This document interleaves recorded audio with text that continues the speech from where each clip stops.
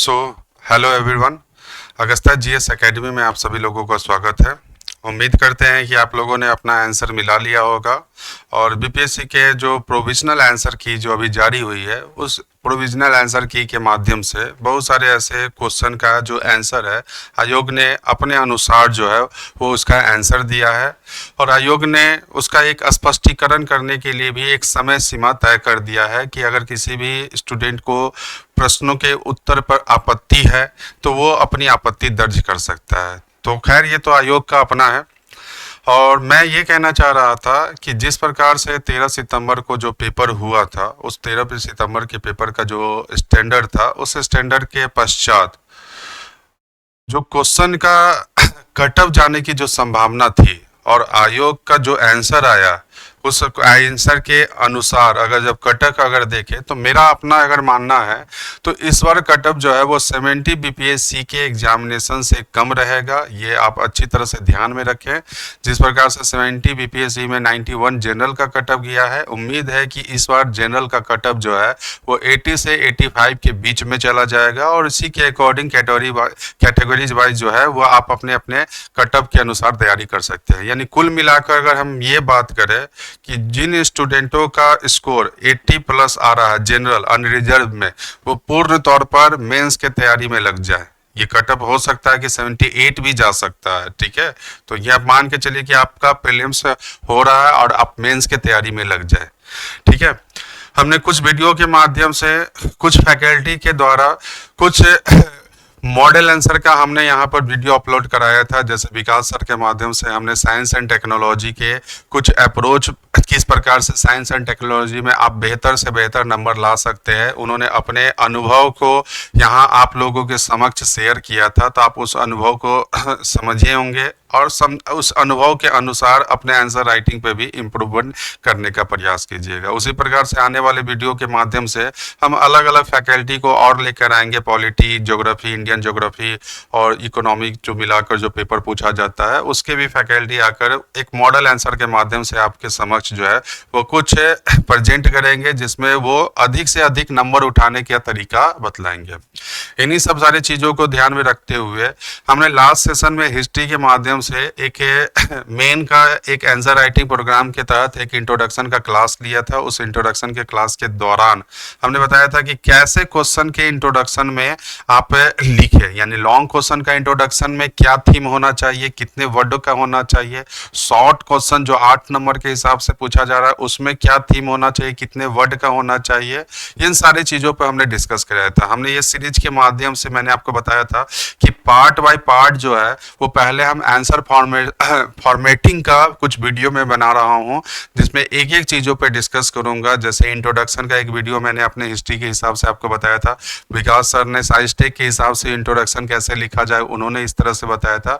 उसी प्रकार से आज के सेशन के माध्यम से मैं हिस्ट्री सेगमेंट के दौरान जो कंक्लूजन, जो सबसे ज़्यादा समस्या स्टूडेंट्स के बीच में जो उभर कर आता है कि कंक्लूजन हम कैसे लिखें, उस पर हम डिस्कस करेंगे। तो आज के जो सेशन के माध्यम से जो मैं यहाँ क्लास अटेंड करने जा रहा हूँ या क्लास लेने जा रहा हूँ, ये मुख्य रूप से आज का थीम जो है कि कैसे अपने उत्तर में निष्कर्ष कैसे लिखे, यानी निष्कर्ष कंक्लूजन का क्या थीम होना चाहिए, कंक्लूजन किस प्रकार से लिखा जाए। आज के सेशन के माध्यम से हम इसी को डिस्कस करवाएंगे। कंक्लूजन कितने वर्ड में होना चाहिए, कंक्लूजन का क्या अप्रोच होना चाहिए और शॉर्ट क्वेश्चन में कंक्लूजन किस प्रकार से हो और लॉन्ग क्वेश्चन में कंक्लूजन किस प्रकार से है।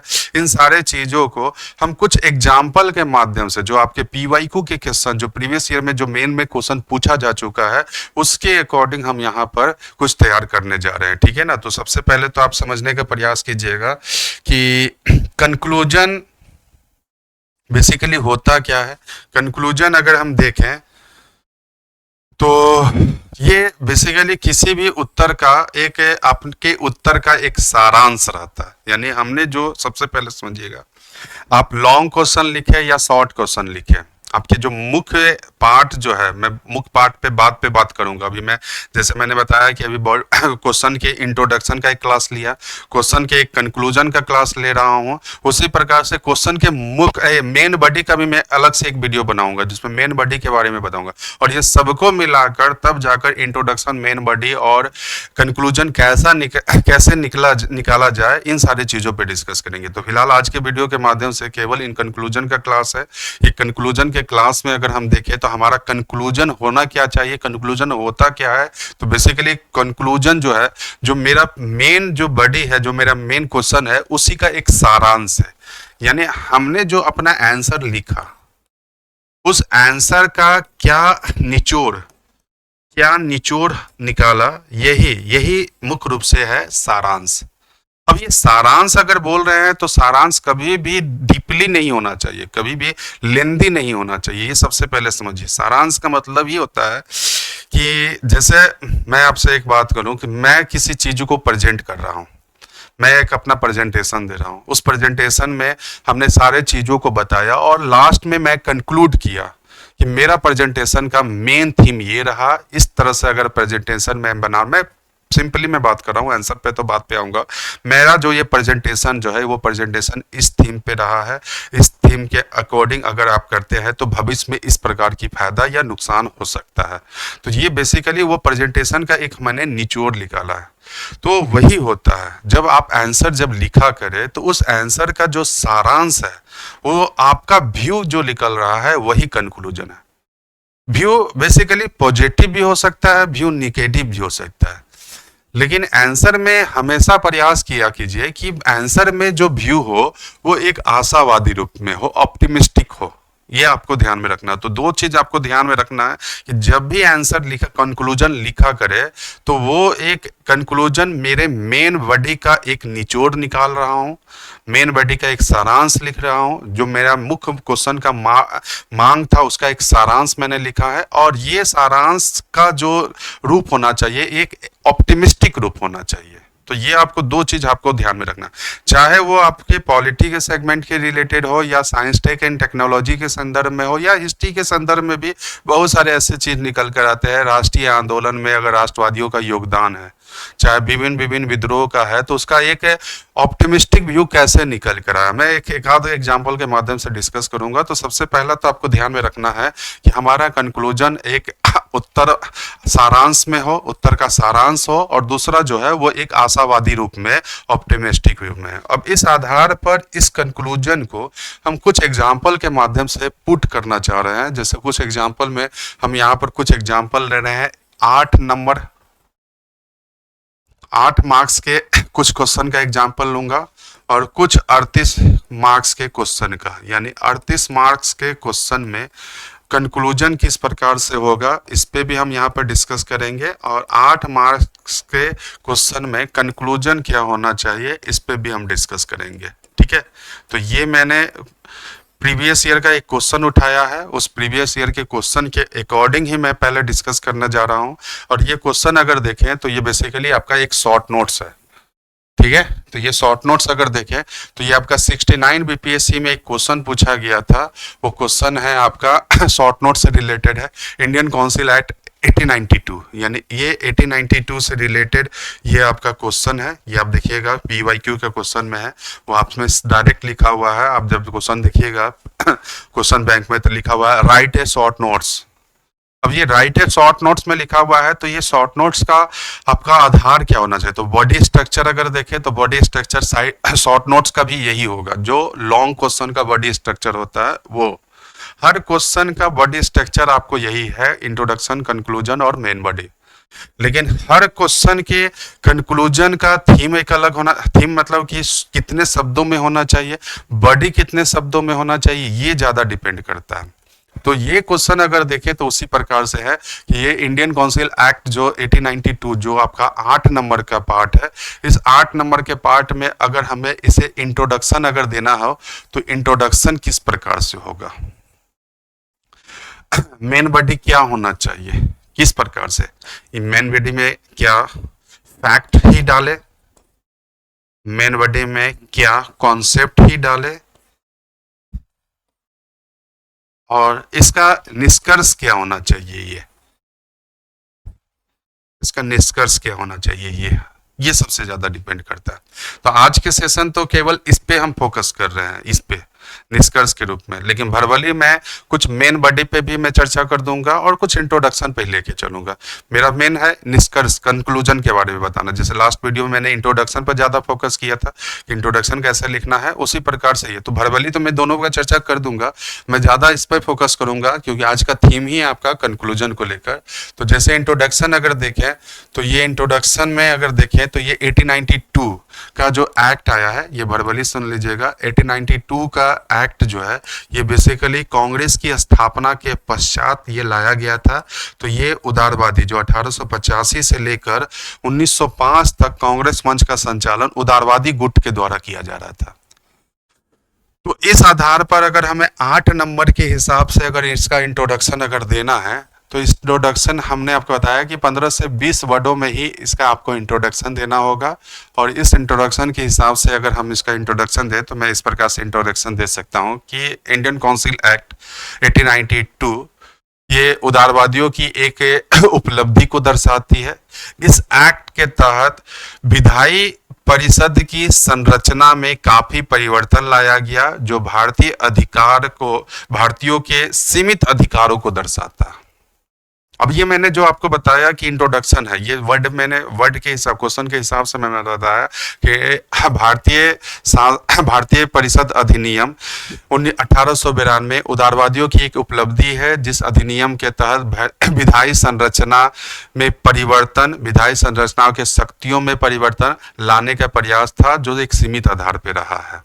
ये एक इंट्रोडक्शन का पार्ट है। अब इस इंट्रोडक्शन के पार्ट के बाद जो मेन बॉडी का पार्ट आ गया, इसको भी भरवली अगर सुने तो कई सारे इसके मेन बॉडी, यही सारे क्वेश्चन मैं सेम क्वेश्चन का ही जब मैं आपका मेन पार्ट में आऊंगा तो इसी क्वेश्चन का, सेम क्वेश्चन का ही इस पे मैं आऊंगा, सेम क्वेश्चन का। जैसे अभी मैंने सेम क्वेश्चन पे ये निष्कर्ष बता रहा हूं तो उसी प्रकार से जब मेन एक अगला जो वीडियो बनेगा मुख्य भाग, क्वेश्चन का मेन बॉडी क्या है, तो यही क्वेश्चन उठाऊंगा ताकि आपको कुछ डायलेमा भी नहीं रहे। तो अभी जैसे अगर भरवली अगर बोले तो इंडियन काउंसिल एक्ट 1892 में कई सारे प्रोविजन थे। जैसे प्रोविजन के तहत इसमें थोड़ा बहुत शक्तियों में बढ़ोतरी की गई, चाहे वो शक्ति केंद्रीय विधायी परिषद के रूप में हो या प्रांतीय विधायी परिषद में। तो कई प्रकार के था, जैसे केंद्रीय विधायी परिषद में सदस्यों की संख्या जो है वो 12 से बढ़ाकर 16, मैक्सिमम 16 कर दिया गया था, जिसमें कुछ निर्वाचित और कुछ मनोनीत होते थे। हालांकि चुनाव जैसा प्रणाली तो नहीं था, लेकिन चुनाव का आंशिक रूप देखा गया था। सदस्यों के थोड़ा बहुत अधिकारों में बढ़ोतरी हुआ था, जैसे प्रश्न पूछने का अधिकार, ये सारे चीज जो है, प्रश्न पूछने का, सार्वजनिक मामले में प्रश्न पूछने का, बजट पर विचार देने का, ये सभी अधिकार जो थे वो सीमित स्तर पे थे। तो ये जो प्रोविजन है, ये प्रोविजन आप 100 शब्दों के अंदर में ही आप लिख सकते हैं, क्योंकि ये कभी भी लॉन्ग क्वेश्चन नहीं बन सकता। ये कभी भी क्वेश्चन बनेगा तो शॉर्ट ही बनेगा। तो इसके प्रोविजन जो भी है वो प्रोविजन में आप शॉर्ट में भी आप इसमें 8 नंबर के हिसाब से में ही लिख सकते हैं। जैसे अभी हमने भरबली बताया कि प्रांतीय विधायी परिषद में भी परिवर्तन, प्रांतीय विधायी परिषद में भी परिवर्तन, प्रांतीय विधायी परिषद में भी परिवर्तन, केंद्रीय विधायी परिषद में भी परिवर्तन, केंद्रीय विधायी परिषद में भी परिवर्तन,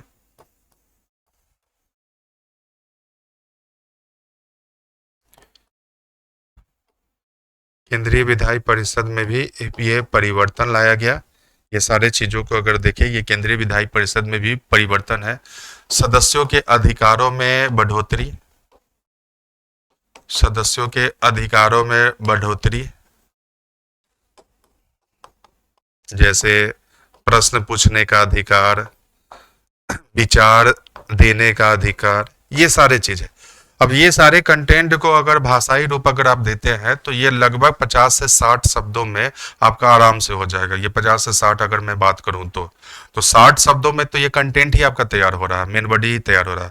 15 से 20-25 शब्दों में आपका जो है वो आपका इंट्रोडक्शन ही प्राप्त हो रहा है। तो ये आपका वर्ड लिमिट तो लगभग चला गया 80-85। मैंने बताया 8 नंबर का क्वेश्चन है, तो इसका मैक्सिमम वर्ड लिमिट मेरा कितना होना चाहिए, 80 से 125 वर्डों में मेरा आंसर होना चाहिए। तो रेस्ट जो शब्द बच रहा है, यानी ये रेस्ट शब्द अगर देखे 20 से 30 वर्ड, अगर हम इसमें अगर ये लेके चले तो ये जितना कंटेंट है, इस कंटेंट में बहुत सारे फैक्चुअल चीज भी है, इन सारे कंटेंट को अगर आप डाल देते हैं तो 50 से 60 वर्ड जो है वो आपका यहाँ से निकल कर आ जाएगा। इंट्रोडक्शन जो हमने आपको बताया, तो ये मिनिमम अगर देखें तो 15 से 20 वर्ड जो है वो आपका यहाँ से निकल कर आ जाएगा। तो इस हिसाब से अगर वर्ड काउंट कर रहे हैं, चूंकि 8 नंबर का है, तो मेरे पास वर्ड लिमिट भी आपको बताया कि 80 से 125 वर्ड है। इस हिसाब से अगर देखें तो 60 और 80 और इधर 20 भी या 30 भी मान लीजिए, तो आपका एक अच्छा परफेक्ट जो है वो आपका 100 से 110 शब्दों में आपका आंसर तैयार हो जाएगा। ये तो मैंने आपका ये वर्ड स्ट्रक्चर बताया। अब ये कंक्लूजन जो है, वो कंक्लूजन मुझे किस प्रकार से देना है ये समझने का। बेसिकली ये कंक्लूजन हमने आपको बताया कि सारे मेन बॉडी का एक सारांश होता है। ये कंक्लूजन जो होता है वो आशावादी होता है। तो क्या इंडियन काउंसिल एक्ट को पूर्ण तौर पर आशावादी रूप में हम प्रस्तुत कर सकते हैं?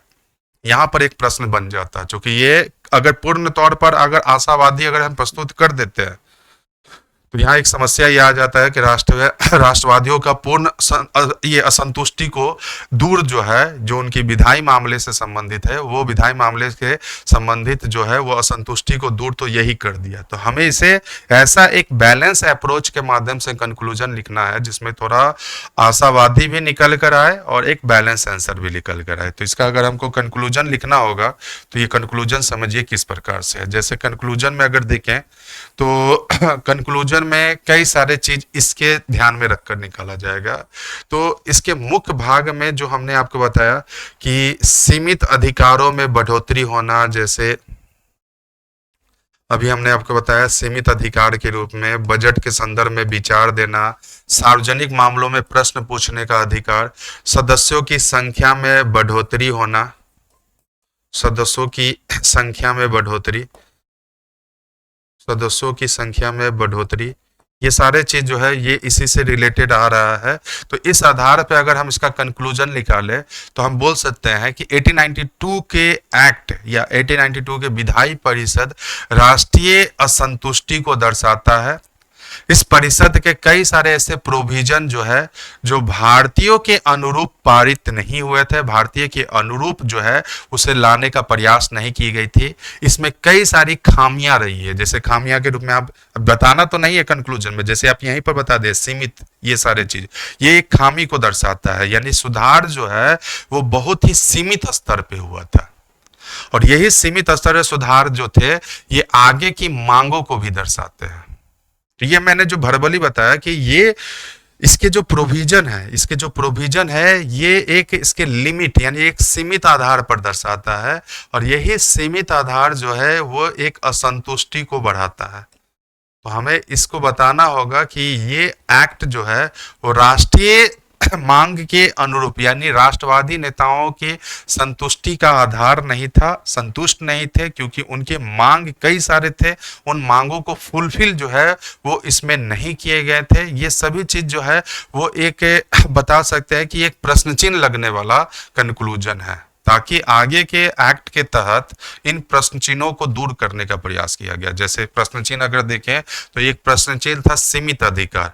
ये सीमित अधिकार रहा, तभी जाकर आगे के एक्ट के माध्यम से इसको दूर किया गया, चाहे वो 1909 का एक्ट हो, 1919 का एक्ट हो या 1935 का एक्ट हो। तो ये सीमित अधिकार है। तो इससे का कंक्लूजन अगर देखें तो ये कंक्लूजन देखिए किस प्रकार से है। हम इसका कंक्लूजन लिख रहे हैं एक चीजों को लेकर कि इस मुख्य भाग में कई सारे असंतुष्टि रहा। तो इसका देखें तो इसका कंक्लूजन नंबर 1 कि एक्ट से राष्ट्रीय नेताओं में असंतुष्टि या राष्ट्रीय नेता संतुष्ट नहीं, असंतुष्टि, और असंतुष्टि का आधार था इनकी कई मांगों को पूरा नहीं किया गया। इनकी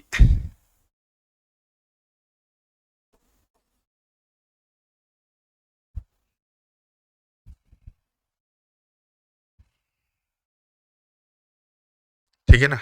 नंबर 1, राष्ट्रीय नेताओं में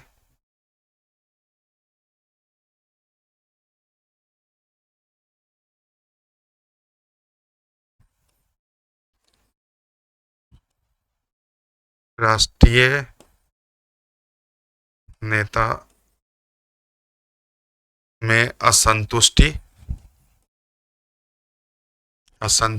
ये असंतुष्टि इसलिए था क्योंकि सीमित तौर पर कुछ मांगों को रखा गया था, कुछ मांगों को पूरा किया गया था।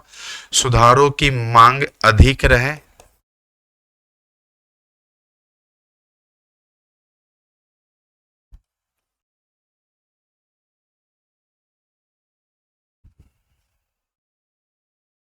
की मांग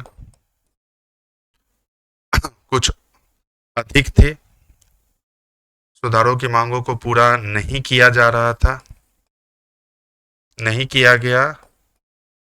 ये एक इनकी असंतुष्टि को दर्शाता है। ये सभी जो है ये रूप में विधायिका के संदर्भ में जो मांगे थे वो सुधार बहुत ही सीमित स्तर पे था। इसमें आप बता सकते हैं कि विधायिका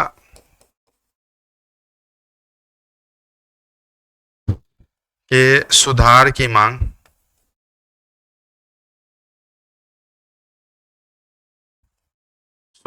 मांग सीमित स्तर पर, जो राष्ट्रीय अनुरूप नहीं था, सीमित स्तर पर था, जो राष्ट्रीय अनुरूप पे नहीं रहा है। यानी इंडियन काउंसिल एक्ट का जो प्रोविजन है ये राष्ट्रवादी नेताओं को पूर्ण तौर पर संतुष्ट नहीं कर रहा था। ये एक्ट के प्रोविजन से कुछ असंतुष्टि रही, सुधार की कई ऐसे डिमांड थे जिस डिमांड को फुलफिल जो है वो ब्रिटिश सरकार के द्वारा नहीं किया जा रहा था। विधायिका के सुधार में कई सारे एक मांग था, यह एक्ट जो है वो राष्ट्रीय मांगों के अनुरूप नहीं रहा। तो इस प्रकार से अगर आप लिख रहे हैं, ये मैंने की पॉइंट के हिसाब से बताया था कि की पॉइंट के हिसाब से इसका निष्कर्ष में आप इन सारे पॉइंटों को डाल सकते हैं ये सारे चीज में। तो ये आपका 8 नंबर के हिसाब से इसका निष्कर्ष जो निकला, जो हमने आपको बताया, ये 8 नंबर के हिसाब से निष्कर्ष में आपका देखें तो इसका सारांश भी है, यानी मुख्य भाग का सारांश भी है। ये एक आशावादी रूप में भी है। ये आशावादी रूप इसलिए है क्योंकि इसके कई सारे मांगों को आने वाले एक्टों के माध्यम से पूरा किया गया। जैसे हमने आपको बताया कि आंसर कंक्लूजन में ऑप्टिमिस्टिक भी होना चाहिए।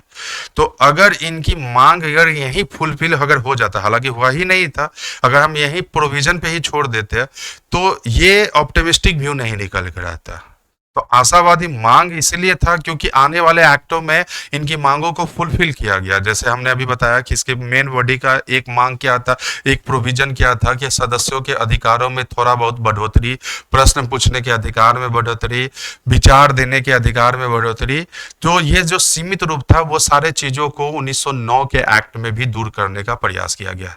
इनकी मांग जो था वो विधायी परिषद में सदस्यों की संख्या में बढ़ोतरी करना, लेकिन जो सीमित तौर पर रहा ये एक आशावादी रूप में रहा और आने वाले एक्ट में सदस्यों की संख्या में बढ़ोतरी हुई। तो जब क्लास शुरू होगी तो मैं उस पर सारे ऐसे कई सारे छोटे छोटे क्वेश्चनों को हम और डिटेल में डिस्कस करवाएंगे। फिलहाल अभी तो हमने सिर्फ एक मॉडल आंसर के माध्यम से बताया इन सारे चीज में। तो ध्यान रखिएगा कि ऐसे मॉडल आंसर में ऐसे 8 नंबर क्वेश्चन के हिसाब से ये क्वेश्चन का वर्ड लिमिट जो है वो 20 से 30 शब्द में ही एक आशावादी और मुख्य भाग का सारांश का ही हमें प्रस्तुतिकरण करना होगा। तो ये 8 नंबर के हिसाब से इंडियन काउंसिल एक्ट के बारे में हमने डिस्कस करवाया था। उसी प्रकार से अगर नेक्स्ट क्वेश्चन देखें, ये भी 8 नंबर के हिसाब से ही पूछा जा रहा है, जिसमें अगर हम देखें तो इसका एक परिचय बन रहा है।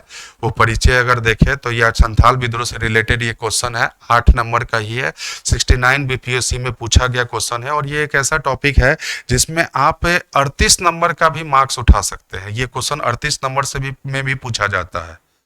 तो 38 नंबर का इंट्रोडक्शन कैसे होगा वो हमने लास्ट वीडियो में इसके बारे में डिस्कस कराया था। 8 नंबर के क्वेश्चन में इसका इंट्रोडक्शन कैसा होगा इसे मैं थोड़ा बहुत वर्बली में उसमें भी मैंने डिस्कस कराया था। हालांकि मैं अभी वर्बली अगर बोलूँ तो इसका इंट्रोडक्शन मैं ऐसे बना सकता हूँ कि 1855-56 में भागलपुर राजमहल पहाड़ी क्षेत्र में सिद्धू एवं कान्हू के नेतृत्व में औपनिवेशिक शासन के विरुद्ध शुरू हुआ एक सशक्त विद्रोह के रूप में हम संथाल विद्रोह देखते हैं। तो ये एक शॉर्ट में हमने एक इंट्रोडक्शन बनाया, जो अभी मैं वर्बली बताया है वो वर्बली आपका 15 से 20 शब्द में निकल कर आ जाएगा। मेन बॉडी अगर देखें तो इस मेन बॉडी में हमें 8 नंबर के हिसाब से इसमें कारण और स्वरूपों पे भी चर्चा करना होगा। तो जब हम मेन बॉडी की क्लास में आएंगे तो उस पर हम डिस्कस करवाएंगे। अभी तो मेन बॉडी का क्लास पे ही नहीं बात कर रहे हैं। तो इस पे कारण और स्वरूप ये दोनों जो है, कारण और स्वरूप ये दोनों हमें चर्चा करना होगा। और कैसा होना चाहिए, तो वर्ड लिमिट जो है वो आपका लगभग 50 से 60 शब्दों में होना चाहिए। तो ये कोई जरूरी नहीं है कि पूरा कारण ही बताए, ये जरूरी नहीं है ये पूरा स्वरूप बताए। अगर हम एक पॉइंट कारण बता रहे हैं तो स्वरूप भी हमें उसी हिसाब से बताना है। अगर कारण ही अगर पूरा बता दीजिएगा तो ये वर्ड ही समाप्त हो जाएगा। जैसे एक अगर हम कारण अगर बताएं तो एक शब्द में हम बोल सकते हैं, संथाल विद्रोह औपनिवेशिक नीतियों के विरुद्ध शुरू हुआ यह विद्रोह था। विभिन्न औपनिवेशिक नीतियां संथाल असंतुष्टि को दर्शाती है, जैसे विभिन्न प्रकार के करारोपण होना, भू राजस्व दर में बढ़ोतरी, भू राजस्व का आरोपण होना, इनकी परंपरागत पद्धति में हस्तक्षेप करना, जो ये सामुदायिक खेती का प्रचलन इनके अंदर में था, इनमें इनके धर्म के मामले में हस्तक्षेप करना। उपरोक्त जो है वो संथाल असंतुष्टि को दर्शाता है। परिणामतः सिद्धू और कान्हू के नेतृत्व में यह विद्रोह की शुरुआत हुई। इस विद्रोह के स्वरूप इस प्रकार से देखे जा सकते हैं।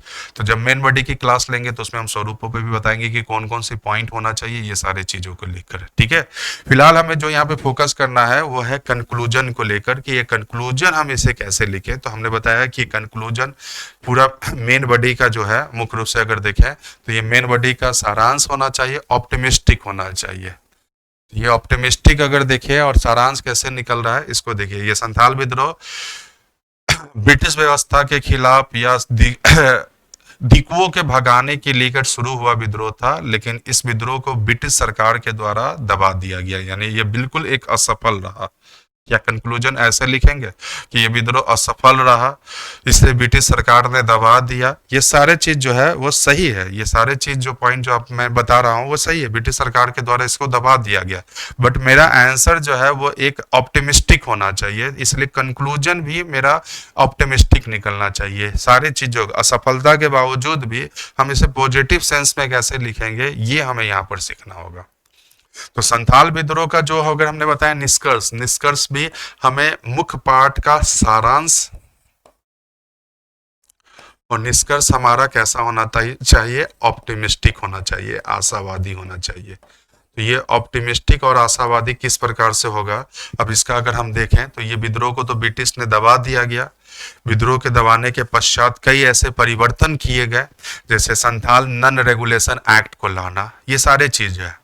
अब इस आधार पर हम इसका सारांश और ऑप्टिमिस्टिक कैसे निकाल रहे हैं इसको देखिएगा। मैं यहाँ पे कुछ पॉइंट लिख रहा हूँ, जैसे इस पॉइंट को ही आप इसको एक्सप्लेन कीजिएगा, और ये एक्सप्लेन का जो वर्ड लिमिट होना चाहिए, ये वर्ड लिमिट आप मान के चलिए 20 से 30 शब्दों में ही होना चाहिए। 8 नंबर का क्वेश्चन है, इसलिए उससे ज्यादा नहीं आपको लिखना होगा। तो इसका देखिए सारांश निकाल के हम लिख सकते हैं कि विद्रोह, मैं शॉर्ट में की पॉइंट के हिसाब से बात कर रहा हूं, विद्रोह का पतन, कुछ सिंबॉलिक तौर पर पतन के पश्चात नन रेगुलेशन एक्ट लाना, जो प्रभाव भी निकल कर आ सकता है, इसको प्रभाव वाले पॉइंट में भी लिख सकते हैं, लेकिन आप समझिएगा इस प्रकार से।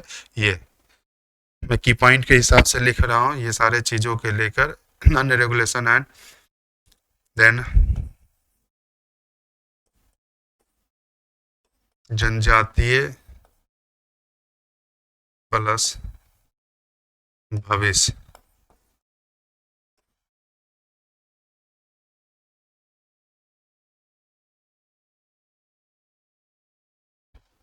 अब इतना ही पॉइंट को हमको 20 से 30 शब्द में, अगर हम चाहें तो ज्यादा लिख सकते हैं, लेकिन वर्ड लिमिट को हमको ध्यान में रखना है। इन पॉइंट के माध्यम से एक बेहतर निष्कर्ष लिख सकते हैं। अब ये निष्कर्ष कैसे लिख रहे हैं, मैं इसको भाषाई रूप में आपको बोल रहा हूँ, इसको ध्यान में रखिएगा। इसी चीज को मैं भाषाई रूप में 20 से 30 शब्दों में इसको लाना चाह रहा हूँ। जैसे संथाल विद्रोह को ब्रिटिश ने दबा दिया, ये विद्रोह असफल रहा, और संथाल असंतुष्टि को कम करने के लिए नन रेगुलेशन एक्ट लाया गया। इसका कंक्लूजन में हम ऐसे डाल सकते हैं कि ब्रिटिश से द्वारा विद्रोह को दबाना और ब्रिटिश के विद्रोह को दबाने के पश्चात नन रेगुलेशन एक्ट लाना दर्शाता है कि यह एक सशक्त प्रतिरोध। आप जब पढ़िएगा तो आपको पता होगा, हमको वो सब पूरे ज्ञान इसमें आंसर में नहीं देना है कि नन रेगुलेशन एक्ट क्या था, ये सब आप लोग पढ़े होंगे तो आप इसको आंसर में सिर्फ हमको ये अगर नन रेगुलेशन अगर लिख दिए तो एग्जामिनर समझ जाएगा। और ये नन रेगुलेशन एक्ट इसलिए था क्योंकि इसमें बाहरी लोगों के प्रवेश या बाहरी सामान्य कानून जो है इस क्षेत्र में लागू नहीं होगा। अब इसको हम ऑप्टिमिस्टिक हम व्यू कैसे दे सकते हैं, इस ऑप्टिमिस्टिक व्यू को इसी 2 पॉइंट के हिसाब से हम 20 से 30 शब्दों में आंसर बताए, कंक्लूजन बता रहे हैं। ये कंक्लूजन इस प्रकार से निकल सकता है कि ब्रिटिश के द्वारा संथाल विद्रोह को दबाना और नन रेगुलेशन एक्ट लाना यह दर्शाता है कि यह कहीं ना कहीं एक सशक्त प्रतिरोध था जो ब्रिटिश के लिए एक चुनौती बन रही थी। और इस विद्रोह से प्रेरित होकर कहीं ना कहीं भारत में विभिन्न क्षेत्रों में जनजातीय आंदोलन की भी शुरुआत हुई। और 1857 की क्रांति, जो कि जस्ट इसके बाद ही शुरू हुआ क्रांति था, ये कहीं ना कहीं इस आंदोलन से भी प्रेरित रहा। अब ये एक ऑप्टिमिस्टिक हमने कंक्लूजन बताया। सारांश में हमने एक शब्द बोल दिया, non regulation act. Non regulation act को हमने एक चुनौती के रूप में प्रेजेंट किया कि ये ब्रिटिश के लिए चुनौती था, तभी नन रेगुलेशन एक्ट लाया गया था ताकि बाहरी क्षेत्र के लोग या सामान्य कानून उस क्षेत्र में लागू नहीं हो। तो नन रेगुलेशन एक्ट लाना ये संथाल ब्रिटिश सरकार के समय संथालों की चुनौती को दर्शाता है। और इस चुनौती को देखते हुए संथाल असंतुष्टि को कम करने के लिए नन रेगुलेशन एक्ट लाया गया। और इस विद्रोह के पश्चात भारत के विभिन्न विभिन्न क्षेत्रों में जो विद्रोह हुआ, ये कहीं ना कहीं इस विद्रोह से प्रेरणा लेकर ही शुरू किया गया विद्रोह था। तो ये भी आपका 8 नंबर के हिसाब से आपका एक कंक्लूजन बन रहा है जो आप इसको लिख सकते हैं। आने वाले क्लास के माध्यम से हम इसमें और ज्यादा पे ज्यादा डिस्कस करेंगे इन सारे चीजों को लेकर। एक अनाउंसमेंट मैं आप लोगों के समक्ष करना चाह रहा हूं आप लोगों की हमारे यहाँ से ये अगस्ता जीएस एकेडमी के माध्यम से एक बैच लॉन्च किया जा रहा है, प्रज्ञान बेंच। ये प्रज्ञान बेंच का रिस्पांस जो है वो काफी बेहतर सभी लोगों के द्वारा मिल रहा है, काफी इनरोलमेंट भी हो रहा है, क्वेरी पे क्वेरी भी आ रहा है। तो ये 8 अक्टूबर से ये बैच जो है वो लागू हो रहा है, लॉन्च हो रहा है। और ये बैच जो है वो पूरा आपका मेन ओरिएंटेड बैच है। अब हाँ, एक चीज है, बहुत सारे लड़कों का ये भी सर आ रहा है, कुछ ये कॉल भी आ रहा है कि सर मेरा प्रीलिम्स नहीं हो रहा है तो मैं क्या करूं अभी। तो मैं आप लोगों को ये बताऊंगा कि अगर प्रीलिम्स अगर नहीं हो रहा है तो अगले प्रीलिम्स की तैयारी के लिए क्या 1 साल प्रीलिम्स की तैयारी में लगे रहिएगा। जिन जिन लोगों का अगर प्रीलिम्स नहीं हुआ और जो लोग 72 में लगे हुए हैं तो उनके लिए मेन तैयार करने का समय अभी ही है। फरवरी के बाद आप मेंस पे फोकस नहीं कर सकते, आप पीटी पे ही फोकस कर सकते। तो ये तो सबसे पहले ये भ्रम को हटा दीजिए कि ये 71 बीपीएससी के लिए ही केवल है। ये 71 बीपीएससी के लिए तो है ही है, और आने वाले 72 बीपीएससी के लिए, क्योंकि पूरे यहाँ पर सिलेबस कवर कराया जा रहा है। ये नहीं है कि सटीक क्वेश्चन का ही आंसर क्वेश्चन कराया जा रहा है कि ये क्वेश्चन होगा। सिलेबस अकॉर्डिंग यहाँ पर क्लासेस शुरू हो रही है। तो ये एक डाउट को पहले हटा लीजिए कि ये सिलेबस 71 के लिए है, ये 71 72 सभी के लिए है। 8 अक्टूबर से ये बैच शुरू हो रहा है। ये पूरा फुल्ली GS1 और GS2 को लेकर शुरू किया गया मैच है। इसमें GS1 और GS2 दोनों को सेगमेंट को यहाँ पर हम डिस्कस करवाएंगे, और इसके माध्यम से एक्सपर्ट फैकल्टी के द्वारा जो है ये अलग अलग सब्जेक्टों की क्लासेस यहाँ पर चलेगी। तो ये आपको सबसे पहले ध्यान में रखना है कि यहाँ जो क्लास लेंगे वो अलग अलग फैकल्टी को लेकर होंगे। जैसे विकास सर जो है वो साइंस एंड टेक्नोलॉजी की क्लास लेंगे, RK दुबे सर आपके पॉलिटी की क्लास लेंगे। हम यहाँ पर आपको इंटायर ज्योग्राफी, इंटायर हिस्ट्री और करंट अफेयर की क्लास को देखेंगे। सत्यम सर DI की class, Anand sir art and culture और एसए की क्लास भी को देखेंगे। एसए की भी क्लासेस हम लोग लाने का प्रयास कर रहे हैं, और ये भी एग्जामिनेशन, ये भी आपका दशहरा यानी 15 अक्टूबर तक इसको भी है, हम इसको ला देंगे। असित सर जो है वो आपको ज्योग्राफी की क्लास लेंगे। इसके अलावा इस क्लास की एक फीचर ये भी है कि ये स्पेशल मेंटोरशिप प्रोग्राम के माध्यम से ये क्लास चल रहा है, और इसमें कई ऐसे सिलेक्टेड लोग जो है वो अपनी अनुभव को आप लोगों के समक्ष जो है वो प्रस्तुत करेंगे। ये सभी लोग जो है वो अपने अपने क्षेत्र में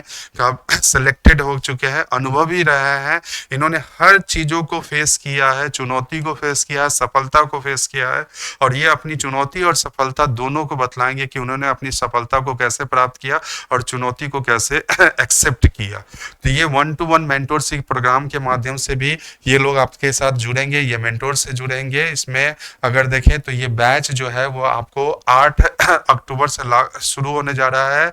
आप एप्लीकेशन गूगल प्ले स्टोर पर जाकर, ओएस पर जाकर, विंडो पर जाकर अगस्त्या जीएस एकेडमी के नाम से आप इसको ऐप को डाउनलोड कर सकते हैं और उसमें मेन कोर्स में जाकर कोर्स को भी परचेज कर सकते हैं। तो 8 अक्टूबर से आपका ये बैच लॉन्च हो रहा है। इस बैच की फैसिलिटीज जो है वो लाइव प्लस रिकॉर्डेड दोनों क्लासेस रहेगी, जिसमें कॉन्सेप्चुअल बेस्ड क्लास चलेगी, डायग्राम बेस्ड क्लासेस चलेगी, आंसर राइटिंग प्रोग्राम जो सबसे पहला जो मुख्य उद्देश्य हम लोगों की क्लास की है, जो मैं अभी बता रहा हूँ, ये तो एक झलक सिर्फ मैं अभी इस पर डिस्कस कर रहा हूँ। इससे कई सारे आयाम जो है वो आपके आंसर राइटिंग प्रोग्राम पर निकल कर आएंगे। ये आंसर राइटिंग प्रोग्राम के माध्यम से आप लोगों को रिटन नोट्स भी अपलोड कर दिया जाएगा, जिसमें एक्सपर्ट फैकल्टी अपने अपने सब्जेक्ट से लेकर वो आंसर एक मॉडल आंसर लिखेंगे। मेंटोर्स आपके आंसर लिखकर आप लोगों को बताएंगे कि हमने अपने आंसर में कैसे फ्लो चार्ट डायग्राम का इस्तेमाल किया था। ये सारी चीज जो है मेंटोर्स और फैकल्टी के माध्यम से भी चलेंगे। तो आप जल्द से जल्द जाकर इसको इनरोल कराइएगा। 8 अक्टूबर से ये बैच शुरू हो रहा है। प्रज्ञान बैच नाम है, जिसमें पूर्ण तौर पर आपका मेंस ओरिएंटेड है ये। इसके अलावा अगर देखें तो सेपरेटली एक बैच भी आ रहा है विकास सर के द्वारा, जिसमें साइंस एंड टेक्नोलॉजी की क्लासेस चलेगी। ये साइंस एंड टेक्नोलॉजी की क्लासेस भी आप परचेज कर सकते हैं। अगर केवल साइंस एंड टेक्नोलॉजी पढ़ना चाह रहे हैं तो विकास सर की ये साइंस एंड टेक्नोलॉजी की क्लासेस है। इसके अलावा अगर देखें तो एक सेपरेटली बैच भी आ रहा है, जिसमें हम आपको केवल हिस्ट्री और करंट अफेयर की क्लासेस लेंगे। ये भी बैच आप इसको परचेज कर सकते हैं, प्ले स्टोर में जाकर इसको भी इनरोल करवा सकते हैं। ठीक है ना। तो ये सारे जो है वो अगस्त्या जीएस एकेडमी के माध्यम से ये सारे बैच लॉन्च किया जा रहा है। एप्लीकेशन जो है वो गूगल प्ले स्टोर पे जाकर आप एप्लीकेशन का डाउनलोड कर सकते हैं। क्लियर है। अब नेक्स्ट अगर हम आए तो लॉन्ग क्वेश्चन में हम कैसे लिखे। लॉन्ग क्वेश्चन के लिए ये एक चुनौती निकल कर आता है कि अभी तो हमने शॉर्ट क्वेश्चन के बारे में बताया था कि शॉर्ट क्वेश्चन में इस प्रकार से मेरा कंक्लूजन होना चाहिए। लॉन्ग क्वेश्चन का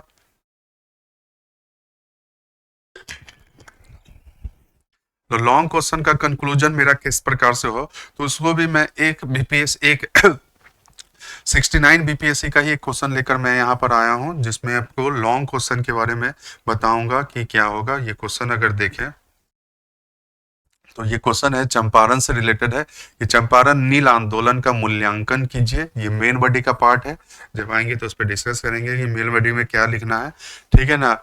तथा भारतीय स्वतंत्रता संघर्ष पर इसका क्या प्रभाव पड़ा, वर्णन कीजिए। ठीक है ना। तो ये मूल्यांकन, वर्णन कीजिए, ये सारा मेन बॉडी का पार्ट है। तो ये जब मेन बॉडी पे आएंगे तो उसमें डिटेल पे डिस्कस करेंगे। फिलहाल अगर देखें तो इस पे हम कई सारे पॉइंटों पर हम ये बता सकते हैं। हमें तो निष्कर्ष पे डिस्कस करना है। तो इस क्वेश्चन का निष्कर्ष हमारा क्या होना चाहिए, इस क्वेश्चन का किस प्रकार से निष्कर्ष निकलेगा, ये हमें समझने का प्रयास कीजिएगा। तो ये फुल लेंथ क्वेश्चन है। तो ये फुल लेंथ क्वेश्चन देखें तो आपका वर्ड लिमिट भी आपके पास है 400 से 450 वर्ड। ये 400 से 450 वर्डों में इंट्रोडक्शन, मेन बॉडी और निष्कर्ष, ये तीनों आपको लिखना होगा। इस हिसाब से अगर देखें तो आप इसका अगर इस क्वेश्चन का अगर देखें तो इसका निष्कर्ष कैसे लिखेंगे। हम यहाँ पर निष्कर्ष पर आ रहे हैं डायरेक्टली। मेन बॉडी और कंक्लूज, मेन बॉडी जो है वो जब हम मेन बॉडी की क्लास आएंगे मुख्य भाग पर, तो इसका मुख्य भाग पर डिटेल पर डिस्कस करेंगे। फिलहाल भरवली मैं यहाँ पर चर्चा कर देता हूँ कि इसका मूल्यांकन के संदर्भ में अगर पूछ रहा है तो इसमें 2 पार्ट बन रहा है, एक चंपारण और स्वतंत्रता संग्राम। यहाँ क्वेश्चन अगर देखें तो ये क्वेश्चन का पार्ट बन रहा है कि स्वतंत्रता संग्राम पर इसका क्या प्रभाव पड़ा और आंदोलन का मूल्यांकन के संदर्भ में बताने का है। ठीक है। तो चूंकि ये आंदोलन जो है वो किसके नेतृत्व में शुरू किया गया था, तो गांधी जी के नेतृत्व में ये चंपारण सत्याग्रह शुरू किया गया था। ये चंपारण सत्याग्रह 1917 में शुरू किया गया था। ये चंपारण सत्याग्रह नील की खेती को लेकर शुरू किया गया था।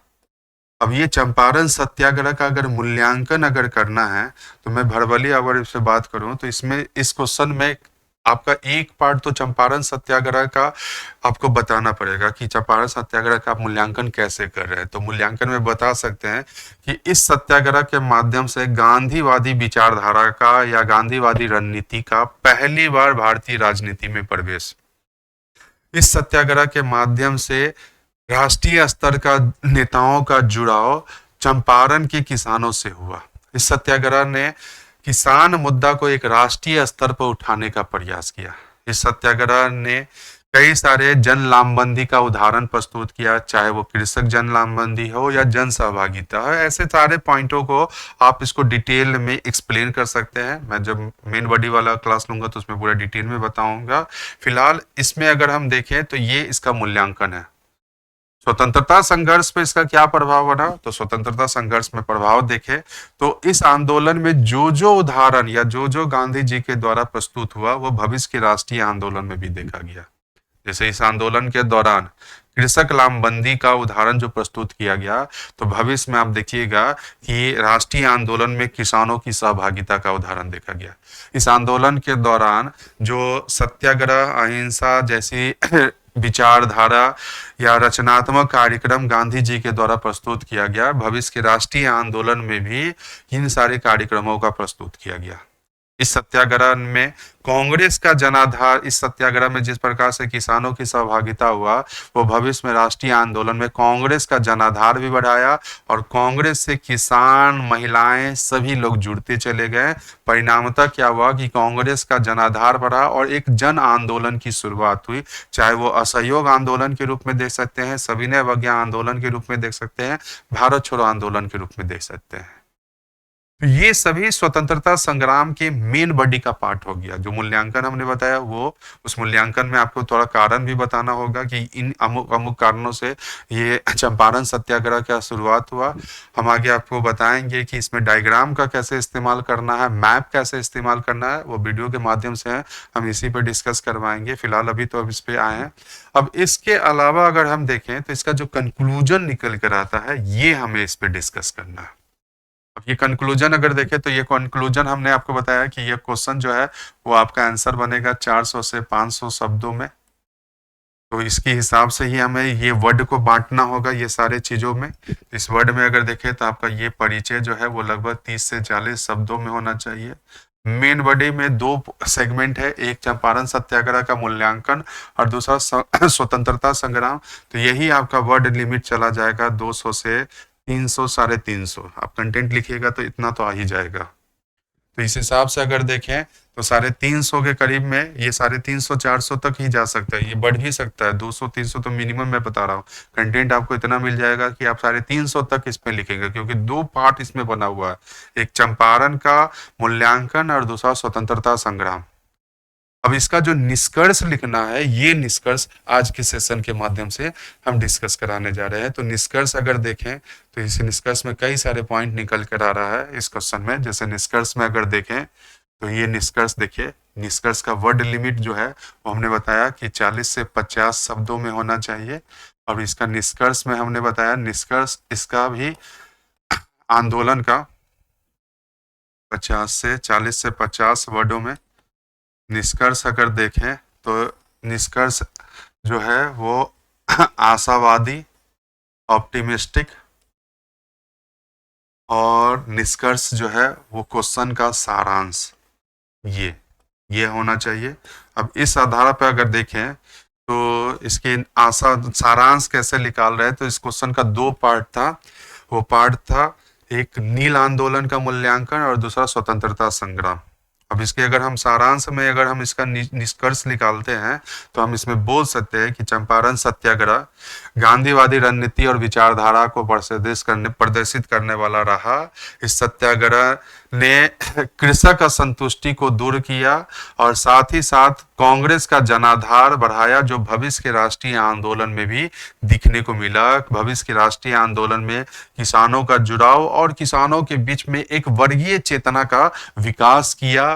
किसान अपने हित के लिए प्रभावित सचेत हुए और इस प्रकार भविष्य में कई ऐसे आंदोलन जो है इसी आंदोलन से प्रेरित रहा। अब ये सारे जो है, ये आप ऑप्टिमिस्टिक और सारांश बता रहे हैं इन सारे चीजों को, जो हमने वर्बली बताया, तो इसका सारांश निकाल सकते हैं कि इसमें लिख सकते हैं आप कि चंपारण सत्याग्रह, सारांश में लिख सकते हैं चंपारण सत्याग्रह गांधीवादी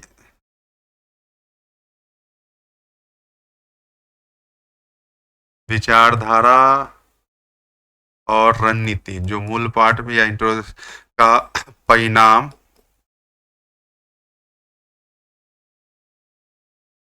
तिनकटिया पद्धति की समाप्ति के रूप में निकला।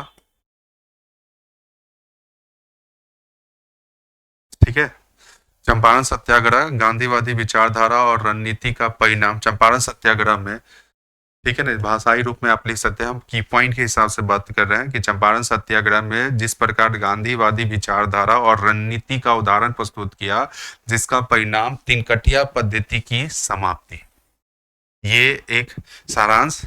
सारांश नंबर 2 अगर देखें कि इसमें आशावादी, सारांश नंबर ये एक निकल कर आता, तिनकटिया पद्धति की समाप्ति हुई।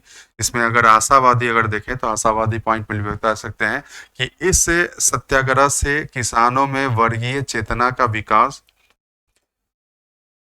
वर्गीय चेतना के परिणाम स्वरूप कृषक संगठन,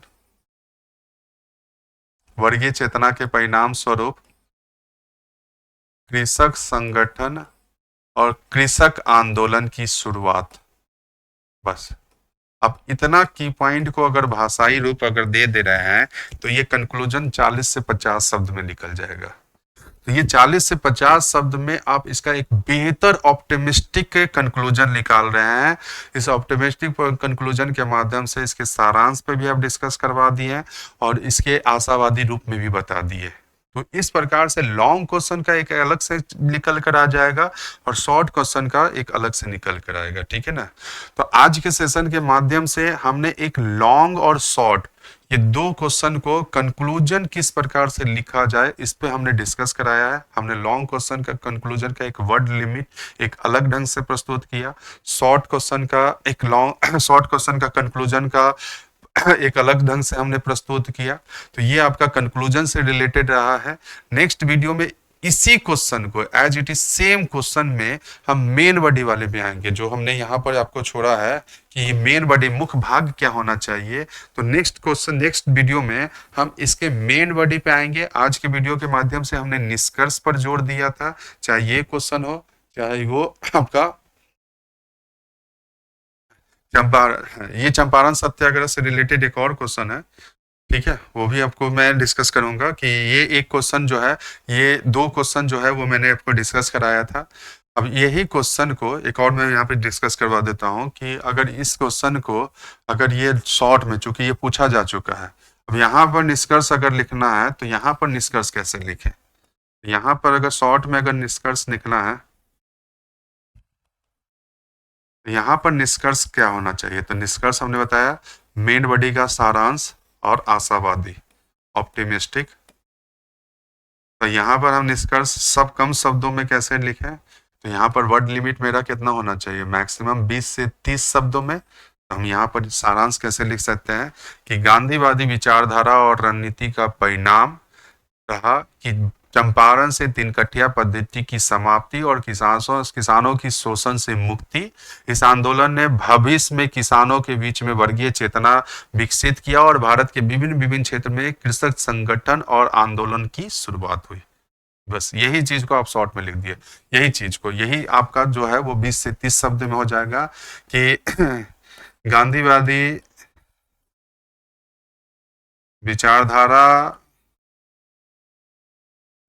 विचारधारा और रणनीति ने तिनकटिया पद्धति को समाप्त कराया, प्लस इस आंदोलन से प्रेरित होकर किसानों के बीच में वर्गीय चेतना का विकास और इस वर्गीय चेतना ने कृषक संगठन और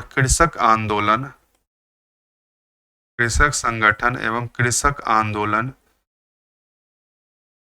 की शुरुआत की। ठीक है। तो ये आपका एक शॉर्ट में आपका कंक्लूजन निकल कर आता है। ठीक है, तो इस प्रकार आज के सेशन के माध्यम से हमने 2 क्वेश्चन को कंक्लूजन कैसे लिखा जाए इस पे हमने डिस्कस करवा दिया है।